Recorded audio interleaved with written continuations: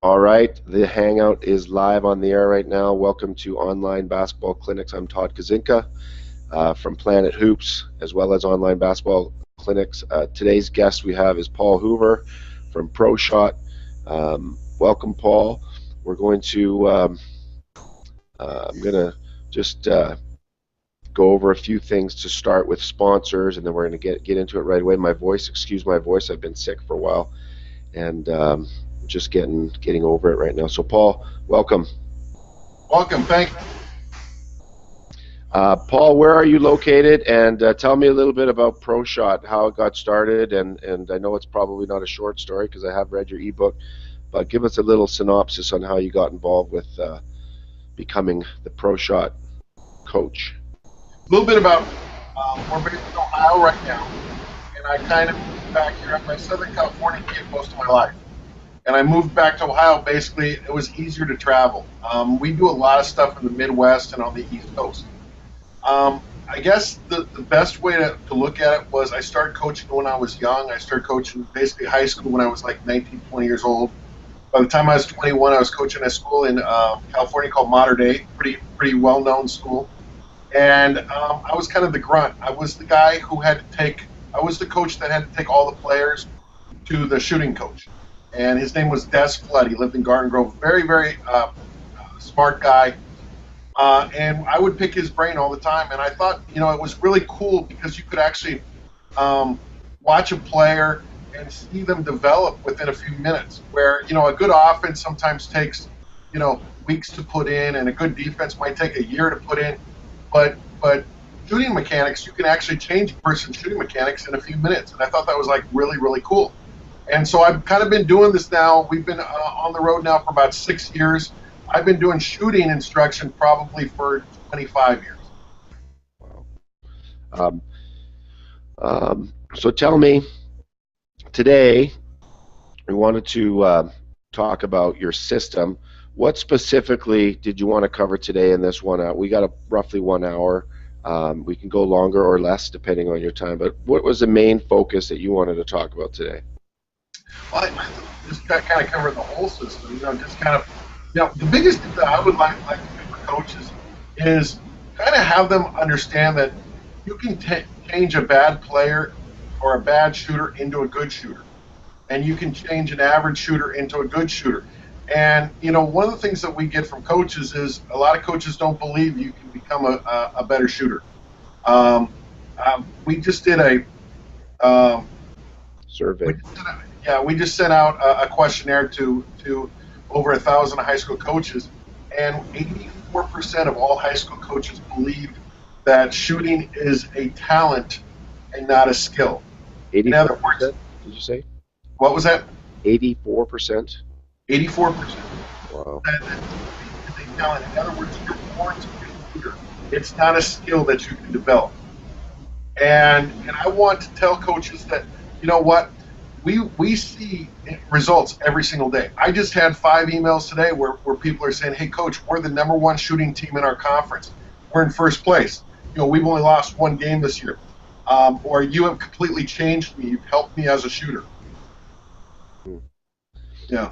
What do you think is the reason why people have this erroneous, I believe it's erroneous view on shooting can't be improved or it's a talent? And because I've read your stuff, I've studied shooting for a long time. Why do you think that coaches have this belief? I believe about 2% of high school shooters are pretty good shooters, and about 60% are, and that leaves 90% as average, below average, or poor shooters. I think the reason coaches believe that is because they've never seen any of their players ever improve. I have a friend of mine, I'm not going to say who it is, but he was a great shooter for his college back on the East Coast. Division I, everybody knows the name, and he told me that he's been affiliated with this college for almost 30 years because he's kind of from the same area, and he said that he's never seen that college improve a player in shooting in 30 years. And that's just not a Division I college. That's a lot of high schools too. And I see it all the time. I ask coaches, and coaches actually believe my kids can't get better in shooting. And I find that hard to believe because this is what I do for a living. And we see improvement every single day. What makes your system unique, do you think, compared to? Because I know there's, growing up, there's always, you go to camps, the coaches say, well, this is what we teach. When you go back to your school, listen to what your coach is teaching. There's different philosophies in shooting instruction. There's different philosophies in basketball in general for how you play the game. But what do you think makes your system not better than someone else's? Because there's obviously different things that you can grab from everybody in terms of shooting teaching, and you can learn something from all of the shooting coaches. Your system, I think, is succinct and it's very well thought out. And if you actually use it, you get results. What is your belief or your philosophy on why Pro Shot is the system that you're teaching? I think the thing. I think number one is I think we've kind of looked at the best players in the world now of all time, the best shooters, the best professional players, the best college players, the best high school players. We want to see what makes, because I get really sick and tired of coaches that say, to be a great shooter, it's all about practice, and it's nothing about mechanics. So what we decided to do is we decided to look at mechanics. What made a Chris Mullin so great? What made a Kobe Bryant or Michael Jordan or Ray Allen so great? What makes Diana Taurasi so great? So what we've decided to do is we have studied film hours on hours. I mean, I can't even imagine how much film study that we do per month, let alone per year. And we want to see what makes the best shooters shoot. And we believe it's about biomechanics. And what we want to do is we want to make a shot effortless. We don't want any tension in the shot whatsoever. And we think that's kind of the key is trying to figure out what makes a shooter where you're going to get arc on your shot and you're going to be straight on your shot, because to us those are the two big things. You got to have arc and you got to be straight. So tell us about the forest. That's something, I mean, it's in the ebook. I don't know if that's the next logical step we can talk about, but I really like using those letters to explain what each one means. I actually used it last night with some young kids. I think it's, I watched your video on beef and why beef is outdated and how that actually did come about. Tell us what the forest is and how that came about. Well, let's go back to beef a little bit. Beef Okay. is an acronym started by a pretty good shooting coach by the name of George Lehman. And George played in the ABA, was a very good shooter. And he came up with this, I would say probably 40 years ago. And he went around to camps, and BEEF stands for balance, eyes, elbow, and follow through. And what happens with that is that wasn't his shooting system. What that was that was just part of his shooting system. But what happened was coaches took that and I call it was kind of like the monster from Frankenstein. It was something that was supposed to be good that turned terribly bad. And people really believe in beef. This past summer, we had over 2,000 kids that we saw in our camps that used beef, and not one kid could shoot a basketball. So what I wanted to do was I wanted to come up with I won't even call it a system, just components. Right now it's components. That kind of is what our system is all about.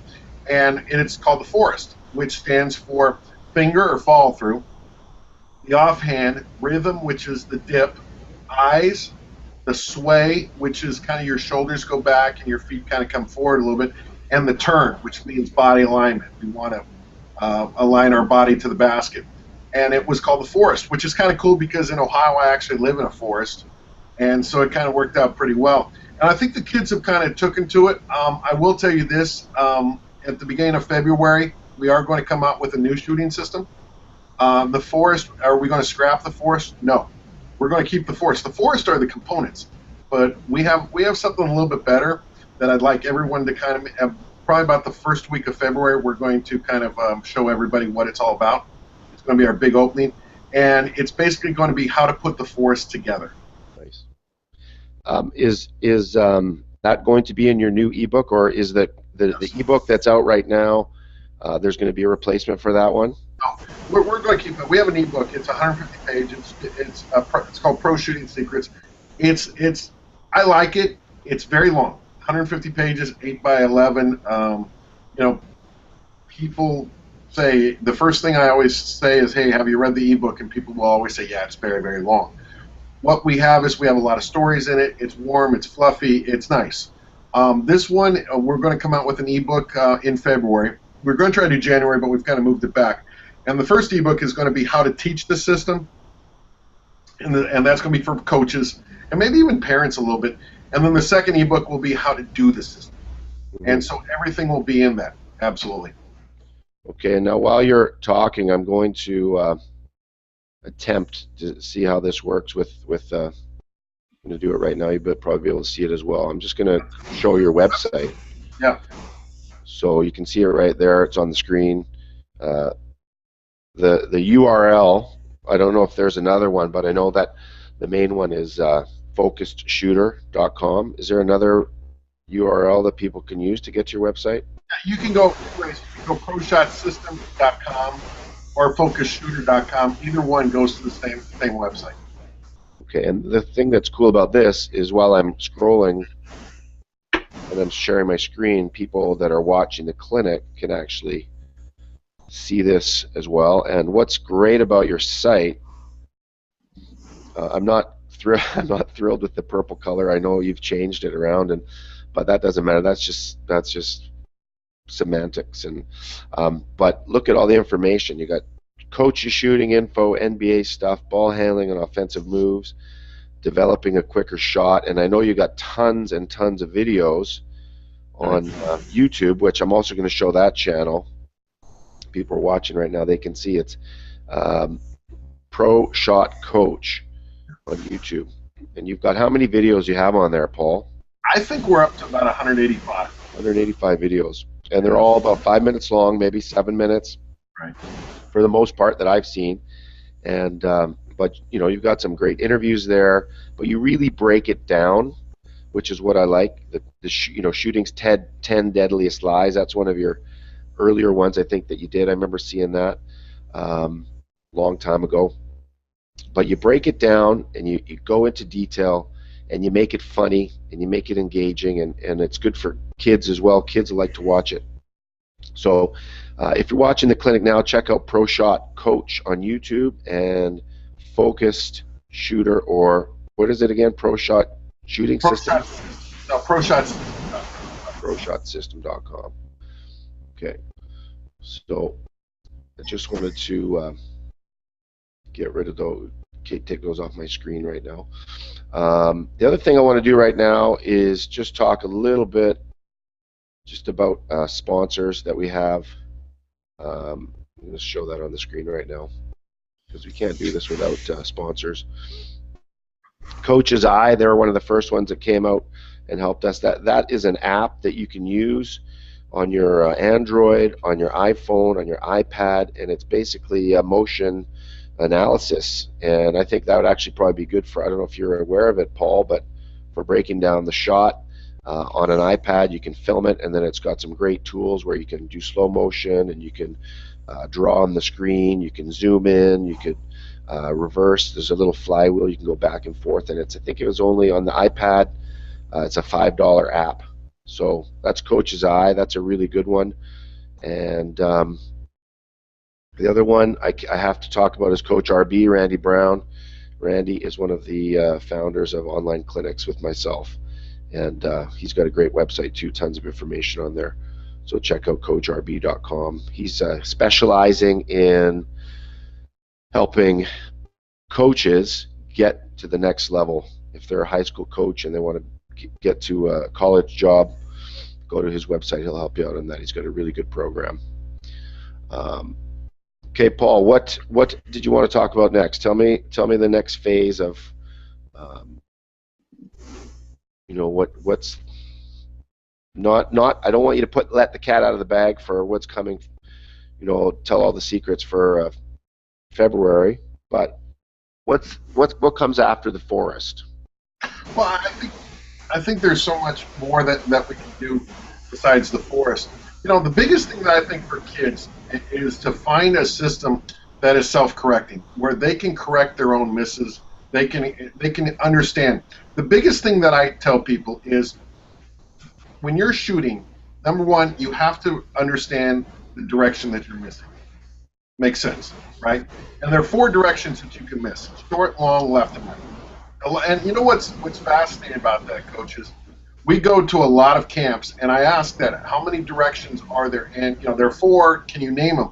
And I would say over half of the kids in the camp cannot name the four directions that they can miss, right? Which to me is remarkable. So that's the first thing. There are four directions that you can miss. Now, once you figure out how you're missing, and really we say three, because we say short, long, and then sides, right? So left, right, it doesn't matter. You're still missing to the sides. So of those three directions, how are you missing? And that's what so if they say, okay, if it's short, okay, these are the reasons why. If it's long, this is why. If it's to the sides, this is why. And I think it's so important for kids to figure that out. And I think coaches too. I think it's really important for a coach to have a shooting system, because we have weightlifting systems, we have offensive systems, defensive systems, but do you have a shooting system? And most coaches do not. I would say 95% of coaches do not. It might be much higher than that. Now, I was watching a game last night, the Lakers game against Chicago, and I'm a big believer in the dip. And there was one play, I think it was in first or second overtime, where there was not a skip pass, but from one side to the other, the shot clock was running out. Player received it about shoulder high, maybe higher, and went straight up with the shot. And he missed. But the thing that struck me was the shot looked very unnatural, right?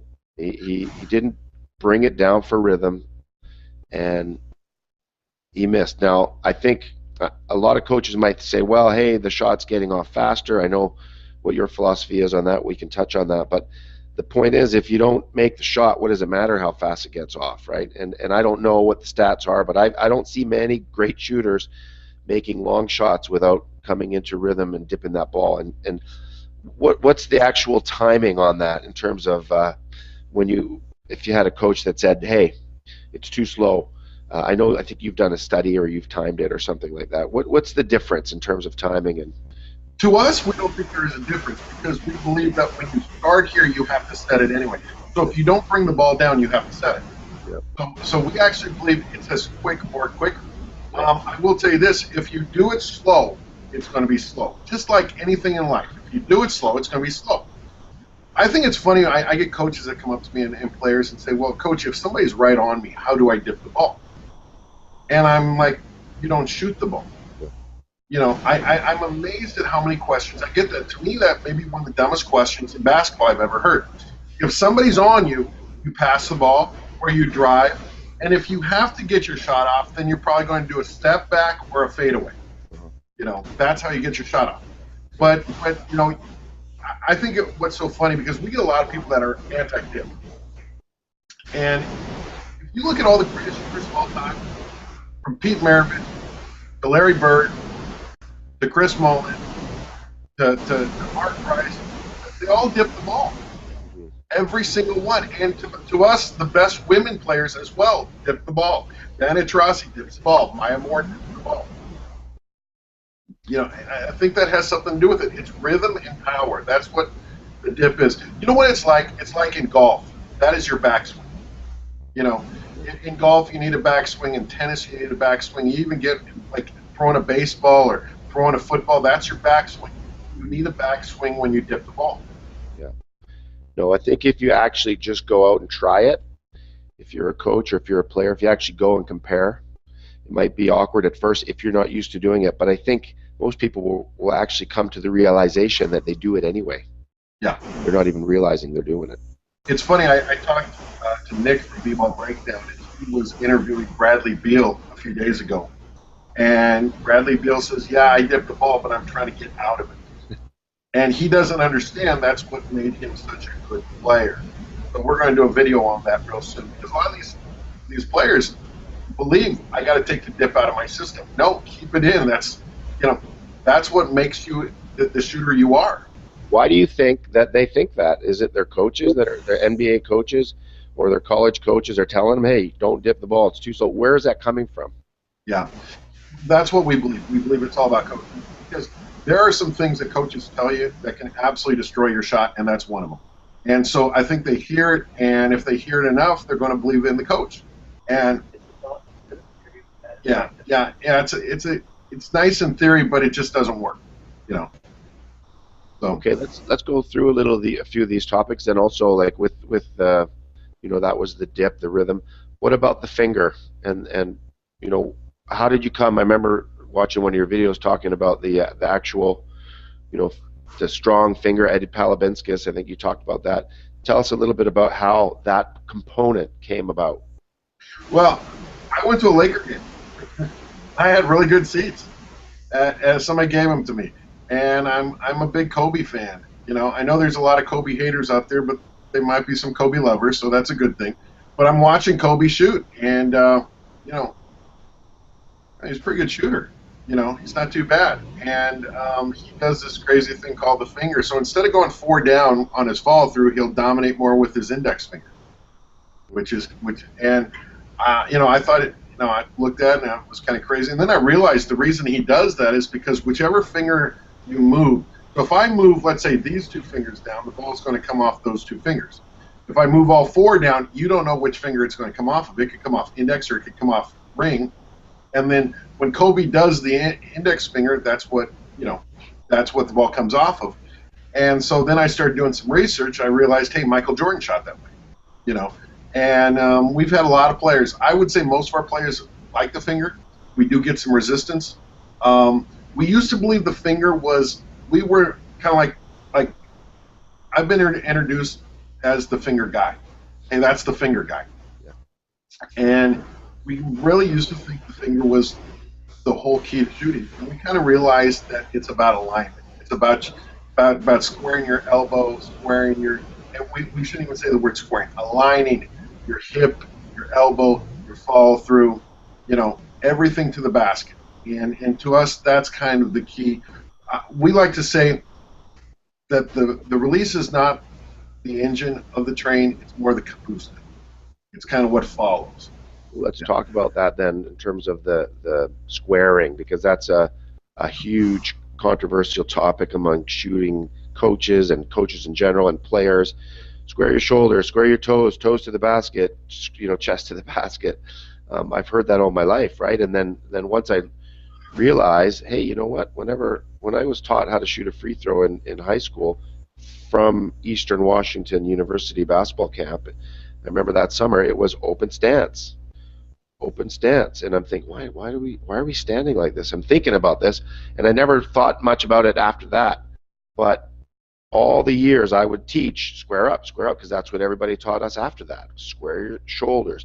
And so many people resist that, changing it over to turning the hip. And for me, the reason why I like it is like you talk about this as well, is the upper back, the neck, shoulders are way more relaxed when you're open.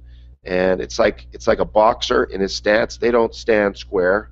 They don't have power when they're standing square like that. Someone that throws a dart, the darts players, they don't stand square. They're really, really open, and they're firing at an even smaller target. So tell me about your philosophy on the turn or the open stance, depending on what you want to call it, because I totally agree with you. I think sometimes we find things by mistake. I was up in Calgary, Canada, about 10 years ago, and I thought I was running a basketball program up there, and I kind of saw myself as a shooting expert, and I was 10 toes to the basket. That's what I taught. And the reason I taught that is because that's what I knew. Yep. And I had this one kid who didn't square, he turned. And he was the best shooter in my program. Yep. And like a dummy, I told him to square up. Yep. And he missed every single shot for the next 3 or 4 minutes. And I don't want to ruin a player, so I said, just go back to your old form. Yep. And I'm watching him shoot, and I realized at that point, this is how the best shooters in the world shoot. It's like, I've seen this before. Yep. So I went home and started watching, whether it was Kobe or Carmelo or all the best women and men shooters, for the most part, that's what they do. And I don't really get into the feet so much. What I really want to talk about is they align that hip and shoulder to the basket. And to me, it's like, shooting darts. You wouldn't ever square up. You turn. Because your shoulder, what makes more sense, to square 10 toes to the basket or to align your shooting shoulder and hip to the basket? To me, it's all about the shoulder and hip. Just like whether you're shooting a gun or shooting darts, it's all the same concept. And to go back to that, that doesn't mean that someone that does square up can't be a good shooter with enough practice. It might take them longer, because you can't just discount the argument, oh, look at that guy, he squares up, he's a good shooter. Well, maybe, but how much practice extra did it take him to do that? Because it is unnatural, in my opinion. You just have to try it. And I remember talking to someone in Denmark, a physio. She was shooting free throws, and I was trying to explain and try this, and she wasn't convinced. I said, feel it in your neck and shoulders and upper back. She goes, oh, maybe that's just your anatomy, you're just too tight. And of course, everybody has a different body, everybody's anatomy is different. But for me, that open stance, it doesn't have to be your feet, like you said, but hip and shoulder to the basket, that's crucial. We went through every NBA player. We have over 20,000 video clips. We have every NBA player, and we looked at every player. And the only two players that we could kind of find that were pretty decent shooters that squared was Mike Dunleavy Jr. Yep. and help me, Shane Battier. Okay. And let's face it, Dunleavy was a parent growing up, and Boozer has an incredible, or not Boozer, Battier's got an incredible work ethic. Now, we also looked at some other guys that square up. Carlos Boozer, there were quite a few, and most of them were really, really bad shooters. So Joakim Noah, he squares up. So I think, when you look at the best shooters of all time, whether it's a Steph Curry or a Michael Jordan or Chris Mullin, Pete Maravich, and I think this goes all the way back to the Big O. I think Oscar Robertson was definitely a turn shooter, and it makes so much sense. But the problem is, one thing about shooting, it's a religion, and people really want to believe what they were taught was correct, and it's hard. It's hard to the coaches that believe in us and the players believe in us basically have to say, hey, what I was taught was wrong. This works. Well, in between here, I'm just going to open it up. I know we don't have a lot of people watching because we got this notice out. We just decided to do this, I think, yesterday or the day before, so we didn't have a lot of time to get this organized. But if there's anybody that's watching that has a question, I think there's capability for you to type in your questions for Paul. And I don't know. This is the first time we've done a Google Live on air, but there's definitely a portion there for question and answers. If you have one, please go ahead and ask. Paul, I wanted to ask you now about the sweep and sway, or just the sway, depending on how you want to call it, because that is also something that when you watch the shooters, and I watch all the time now, the great shooters, or even the ones that just make shots, I say to my son, look, because I teach him the same, sweep and sway. Look at his feet going forward, shoulders going back. It seems just so natural. But when I was taught, and when I was growing up, it was always jump straight up and down, and you lose so much power and strength and momentum on your shot when you just go straight up and down. Talk a little bit about the S part of the forest. I think before we get into that, we got to talk about why you're to shoot straight up and down. And I think it goes back to the theory of before the three-point line. Before the three-point line, the whole game was basically 15 feet. Yep. And maybe less than that, maybe even 12 feet. You either got the ball down low, scored on transition layups, or taking the ball to the basket, or you had this short pull-up. But nobody, or very few players, shot a long distance shot. Now, did Pete Maravich sweep and sway? Yeah. So some of the great shooters of the past did, even before the three-point line came in. Then the three-point line came in, and at first, especially like even in the NBA, a lot of the players didn't know what to do with it. They didn't take many threes, and the percentages were just like 12, 14%. I think one year, I think the Atlanta Hawks shot like 7% as a team, you know, and so they didn't know how to do it. I think what's happened is I think the good shooters have evolved with time. It's almost just kind of a natural evolution of the movement. Now, if you watch players, there's so many players that naturally do it. If you go up to most NBA players or even WNBA players and say, "Hey, what about your feet? Why do they come forward?" And the first thing they're going to say is, "Well, that's I just do it naturally. It's just how I shoot."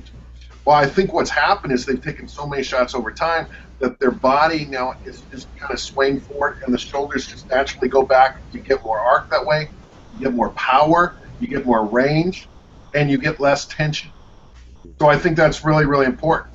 So I think it's just crucial to have a sweep and play. It's very, very difficult to shoot straight up and down, especially from long range, from the 3-point line and beyond.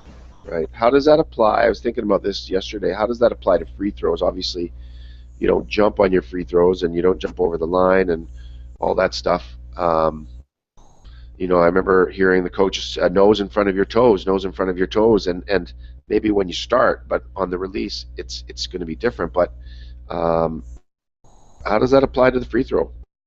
Well, you kind of believe at the free throw line, you can't go straight up. You got two options: come forward, and you've actually seen players actually do that. I grew up a Laker fan. There was a really good player by the name of Norm Nixon, and he would shoot and he would step forward. He had that timing down where it wasn't a lane violation. And then the other way is to get your shoulders back. You've got, to kind of get him back. And I'm not talking about obviously a fadeaway, but to get him back 2, 3, 4 inches. We believe the number one reason why most college players, professional players, and a lot of high school players miss is because of the shoulders, because they do want to shoot straight up and down. And it's just, especially late in the game when you're fatigued and you got a lot of tension to make that shot, then you almost double that tension by shooting straight up and down. Let's talk about Europe and overseas. Doesn't have to be Europe specifically, but my belief, again, it's a belief, doesn't mean that it's true, is that they shoot the ball better than the Americans or the Canadians. Is it because, if it's true, that's one thing, but is it because they practice more? Is it because they shoot with more of an open stance? I mean, do you agree with me? And if so, what's your view on that, and the European shooters that are coming over? Because there's a lot of really good shooters that seem to come out of Europe. Yeah, what's interesting, though, I want to take both sides of that, because if you look at the top 20 best shooters every year, only 4 or 5 are foreign-born. Look at their percentages. So in the NBA, I would say it really hasn't affected as most people think it would, right? You still look at, the best shooters of all time, they're not foreign-born. Nowitzki's probably up there, but after that, you start doing some head scratching. But I will tell you this: what they do in Europe and overseas is, number one, is everyone has to learn how to shoot a basketball. Where over here, I think we only want maybe our point guards. That would be nice, but really our 2s and 3s. We don't really even expect our 4s and 5s to shoot a basketball.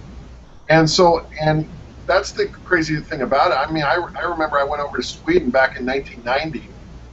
I brought a player with me by the name of Cherokee Parks, who was a senior in high school, played at Duke. He was an All-American. And they had never seen anything like that. Yeah. They had never seen a 6'11" guy that could go down low, because all their 6'11" guys were 20 feet and out. Yeah. And so I think it's a different philosophy that they have.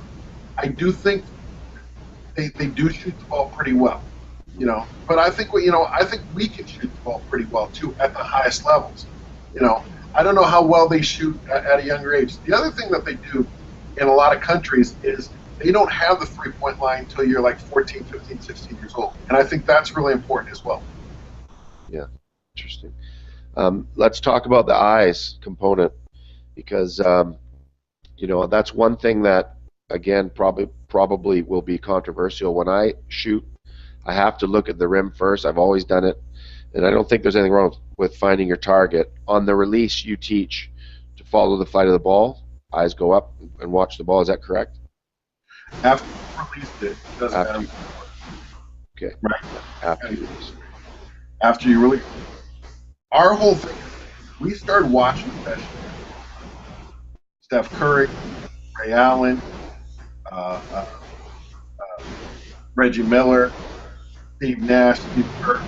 The one thing that they all had in common was they watched the flight of the ball. Uh-huh. And I remember talking to Dave Hoplow one time, who was the New York Knicks shooting coach, and I said, "You ever get guys that watch the fly of the ball?" And he said, "The best shooters do." And for the longest time, I didn't know why. And then it kind of dawned on me that I think they're really looking at their arc. If you only look at the rim and you don't see your arc ever, how do you know if you have good arc or bad arc? Yeah. You don't. Unless you watch it on video, but that's not direct instant feedback. No, and if you don't watch it, it's crazy. Very few guys that really watch it.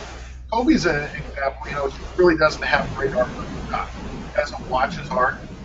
He may watch it afterwards, but he doesn't really watch it. And it's kind of a flat shot. He's one of the best flattest shooters of all time, if you want to put it that way. And he doesn't look at it. Where you look at Bird and all those guys, Curry, Durant, all watch the flat ball. Talk about arc, optimal arc, because I mean, again, there's this NOAA machine that measures your arc, and there's optimal angles apparently of arc. Um, how do you address that with players? Kind of come up with a system and not only see the arc, like, for example, for us, like one is a flat shot. You have no arc whatsoever. And two is what we call a Kobe arc. Three would be a Steph Curry arc.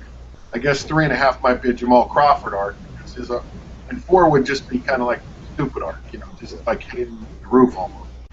And they almost have to kind of judge their arc. You know, 3.5, 2.5, 2. I think that's really important. Let's face it, unless you have a NOAA, you're never going to know exactly what your arc is. Right. And does that even transfer to a game? So, for example, there's going to be no NOAA machine that's going to be going 47, 48 in a game. So I think self-awareness is even better than, let's say, a NOAA. And I'm not saying anything negative about the NOAA machine or anything like that, but I think you have to know what your arc looks like and even judge your arc too. I agree with you. I know that when I was shooting my best, I had lots of arc on the ball, and then I forgot about it somehow in university. Totally lost track of that. Now when I shoot, if I'm missing, it's usually because my shot's too flat. And I always talk to my kids, get that ball high, get it up, just to get them used to thinking of shooting the ball high, and then showing them the physics of it, how a ball can fit into the rim better when it's coming from straight up with a higher arc than that flat shot where there's not as much room for the ball to go in. I think that visually helps kids when you show them that. The other thing I wanted to ask you about is power, the leg power, because obviously that's a crucial component to shooting is where you get your power from. How do you address that when you're talking about the pro shot system? To us, leg power is about it's we get so many coaches want to bend your knee, and my whole thing is the more you bend your knee, the harder it becomes, and the slower you move. Ray Allen was a great example. So much of his spring, or all of his spring, came from his toes. The bounce. So for us, the power, like range. Okay, I guess power is really range, is what you're saying, right? How do you get better range? And our whole thing is that's the sweep and sway. The further you go back, the more you come forward. So if I'm shooting, from, let's say, 15 feet, I may be coming forward just a few inches, if that. If I'm shooting from the 3-point line, now I'm coming forward maybe 6 inches. If I'm going out from 25, 26 feet, I may be coming forward a foot and a half. Yeah, quite a bit. And that's where you get the power. I would. we have a great video on that called "The Shooting Range," and it shows one of my college kids who's out there shooting like 27, 28 footers. Just and every shot is a make, and it's because as he moves back, he's coming forward. Yeah, I would encourage coaches and players that might watch this to go and watch players in a game, watch highlights, watch the made baskets, and watch that sweep and sway. Watch how far players jump, because if you're not aware of it, you wouldn't notice it. But once you become aware and start looking, you see they do it pretty much every time. Um, I'm going to try to see if we can play this YouTube video. I don't know if it'll work. I've got, let me see here, got one queued up that you sent me earlier, and I don't know if it will work, but I'm going to try it. This is, I think it was an NBA three-pointers or something like that.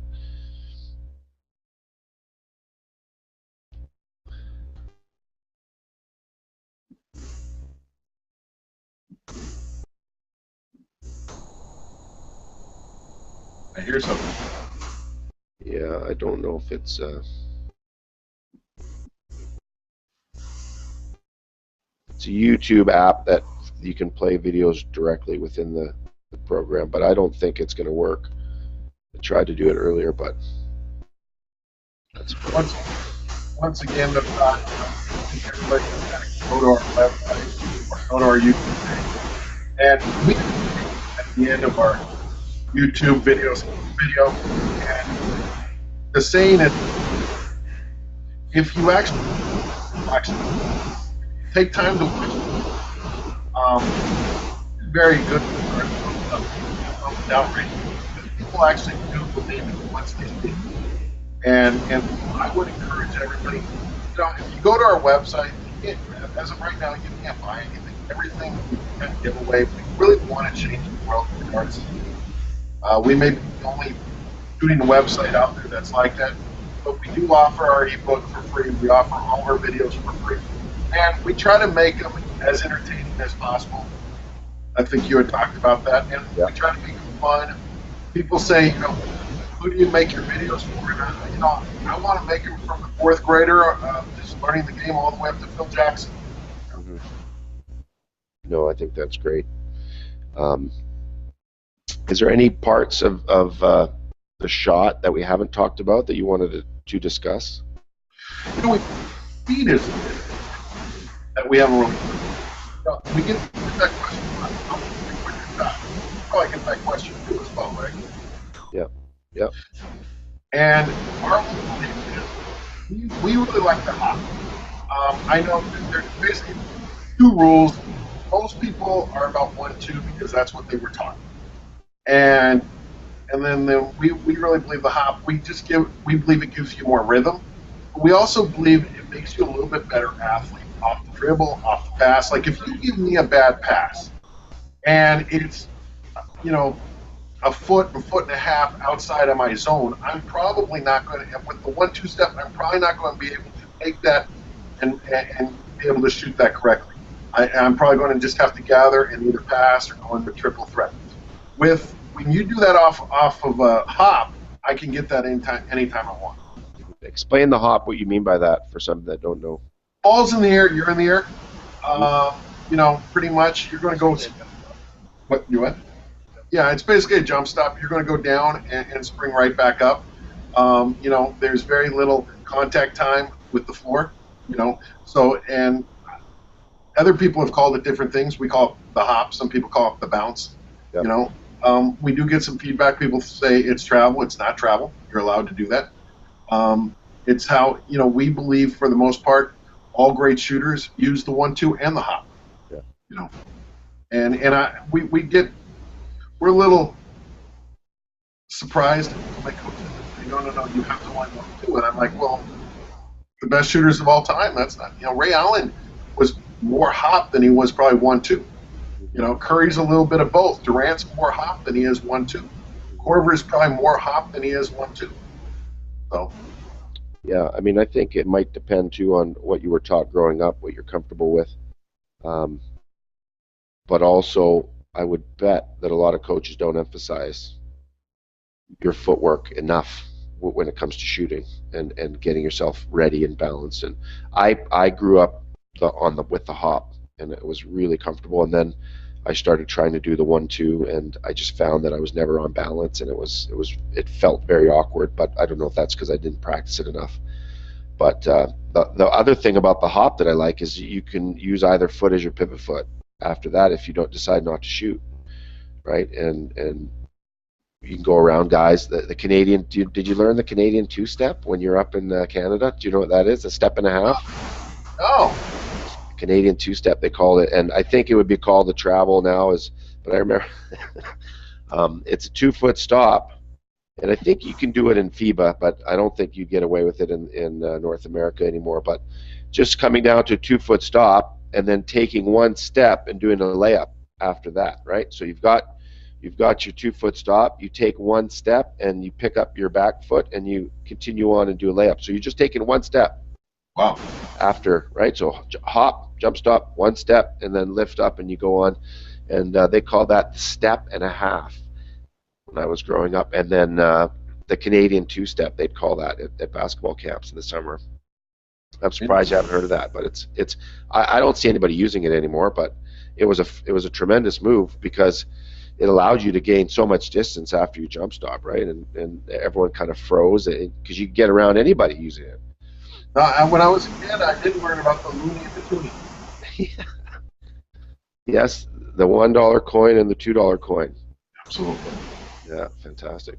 What did you want to finish off with, Paul? We got about 10 minutes left. We can finish off in less than that if you want, but I think this has been fantastic so far. This is going to be available online for anybody to watch.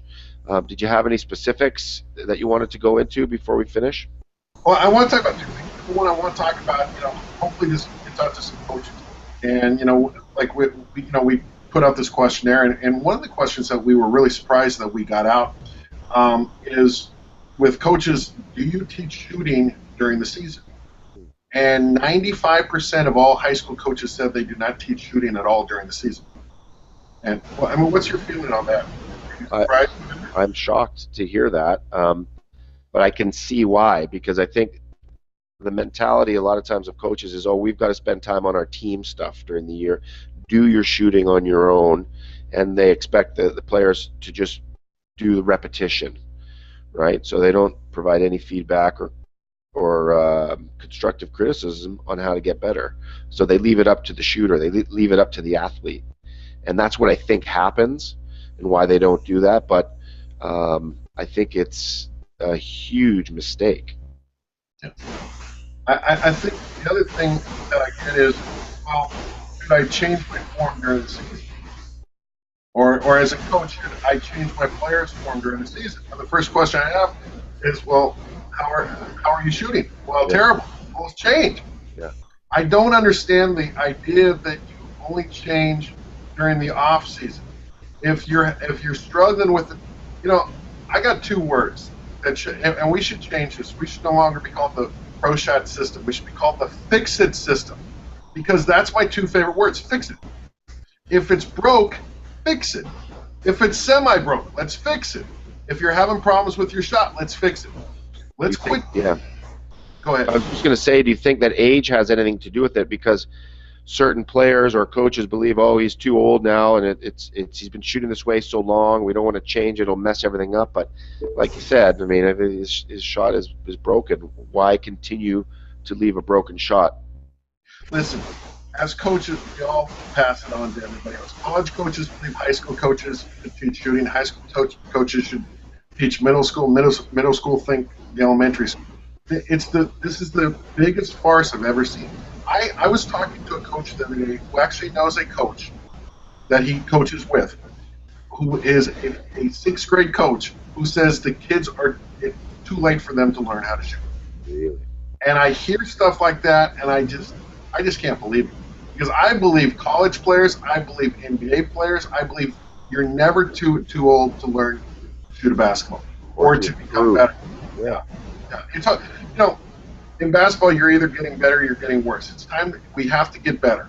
We have to improve our skills. And if you can shoot basketball, you can go a long way in this game. I agree with that. Now, I just had a question pop into my head about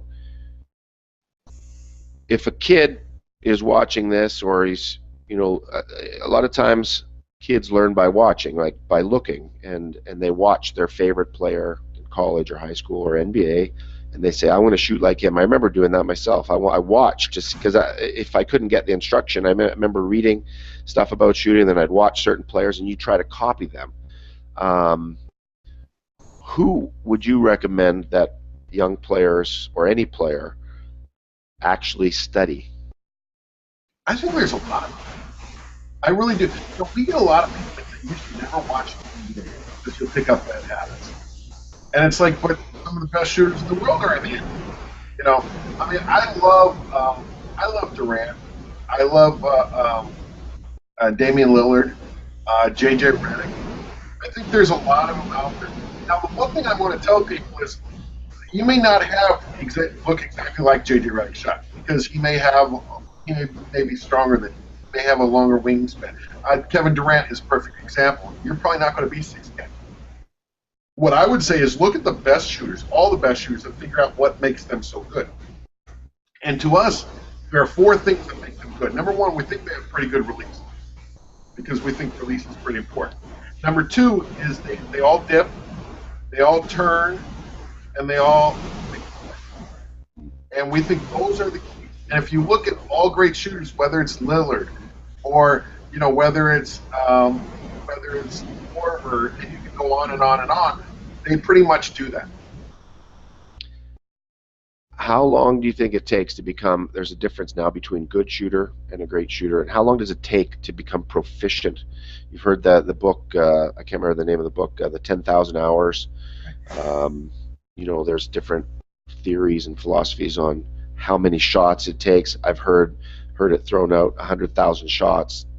As long as they're proper shots or good shots, you don't want to be doing 100,000 terrible shots, or whatever the number is. How long do you think it would take for someone to become a good to a great shooter? I like to use the year. I like to see what you can do in a year. And really go out and practice. The biggest thing is this: is for you to break a habit, I think it takes anywhere from 21 to 28, right? But that means you have to do it every single day. That doesn't mean you go out on day 1 and practice, day 14 you practice, and day 28 you practice. No. You've got to go out every single day for an hour, 2 hours. One of our biggest things is, we can show you how to get there. We can show you how to be great. Now it's up to you. You've got to basically open up the door. We'll show you the door, but you've got to open up. You've got to walk through that door, and it's all about practice. You got to start off with mechanics, but you got to put reps in. Because there's no quality shooter that's ever lived that's all about mechanics and doesn't rep. You've got to be able to rep. So. Yeah, and I think kids will, once they start putting those repetitions in, and they start seeing the improvement come, that's kind of a reward. They'll say, hey, I'm going to keep doing this, and you got to have some coaching and some motivation to get you there. But I remember, I think you said in the past, I mean, how, especially you were referring to the girls, how few good girl shooters there are.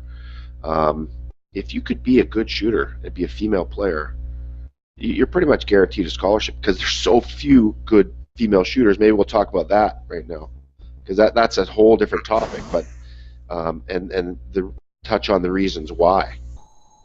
Any parent I talk to that has a daughter, the first thing I teach them how to shoot.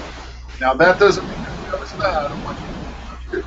But for boys, being able to shoot with a little bit of athleticism, height, physicality. With girls in basketball, you're going to play something. It's a given. I call it like candy from a baby. It's that easy. And why?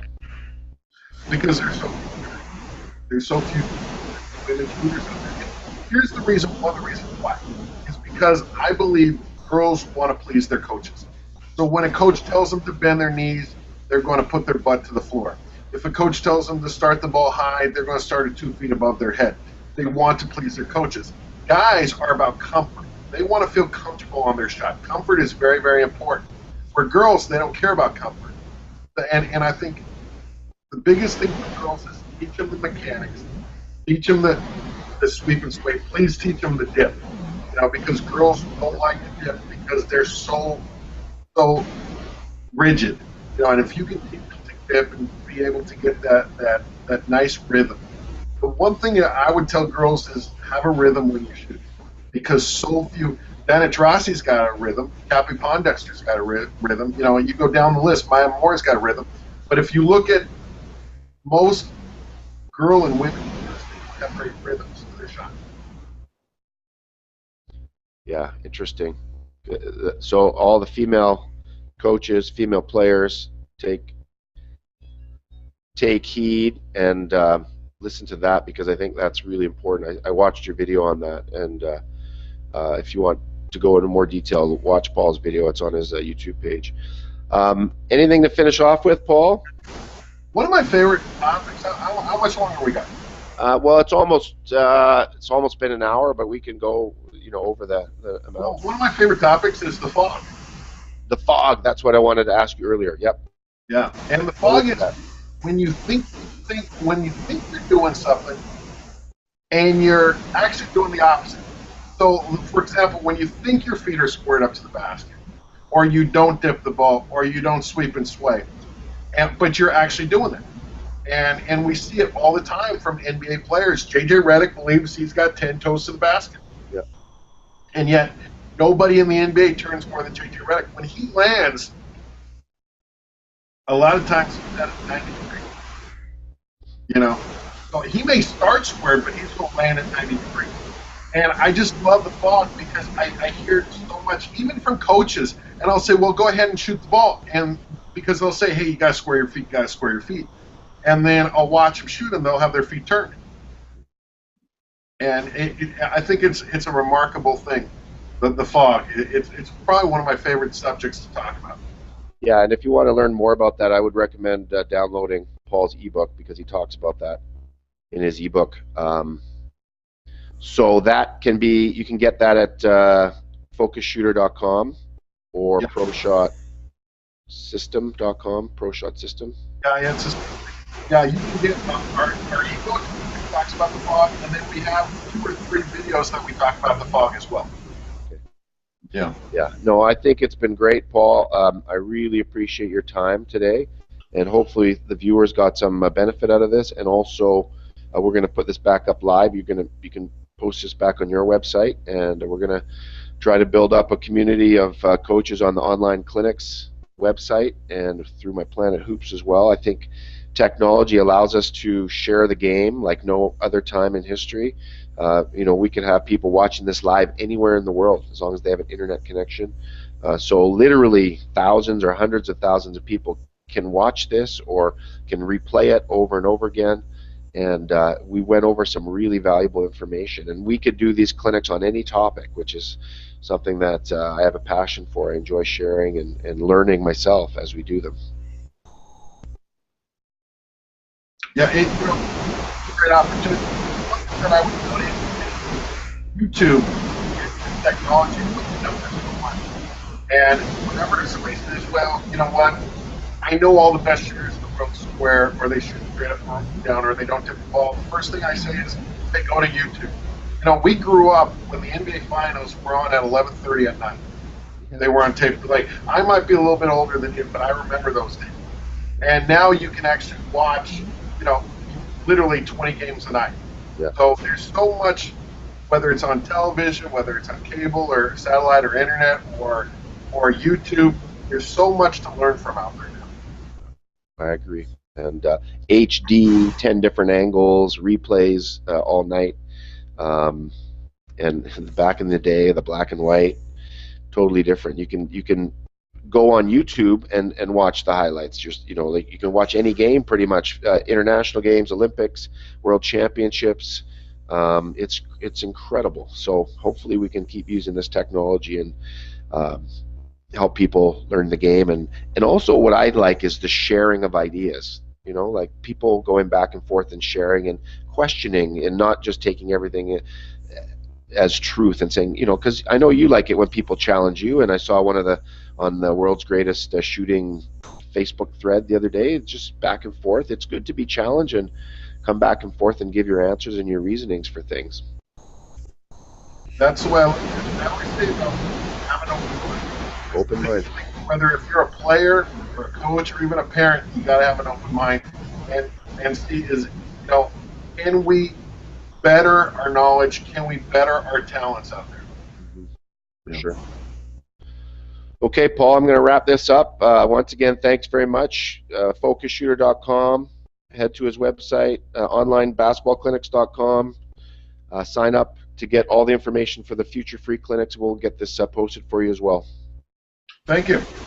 Thanks, Paul. Have a great day. You too. Yeah, take care.